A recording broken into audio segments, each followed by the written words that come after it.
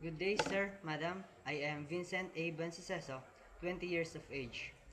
I am currently 5th year student taking up Bachelor of Science in Instrumentation and Control Engineering at Batangas State University in Alangilan campus. Uh, I am the youngest and the only son among the four siblings of Vicente and Adelia Banciseso. My sisters are all married. They are Diwa B. Malyari, Micaela B. Bacoli, and Ace Omega B. Martinez. I have attended seminar which was coordinated by Philippine Instrumentation and Control Society.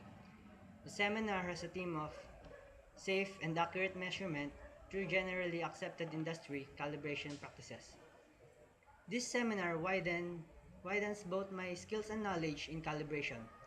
I have basic knowledge in PLC which can help me on how to use PLC-based instruments. I also have a little knowledge on reading and analyzing process and instrumentation diagrams. But this knowledge doesn't limit me because I have the willingness to learn and I'm also a fast learner. When it comes to socialization, I can say that I can easily get along with people around me. My hobbies are playing table tennis, playing board games, and also playing computer games. I also enjoy watching movies and hanging out with my friends.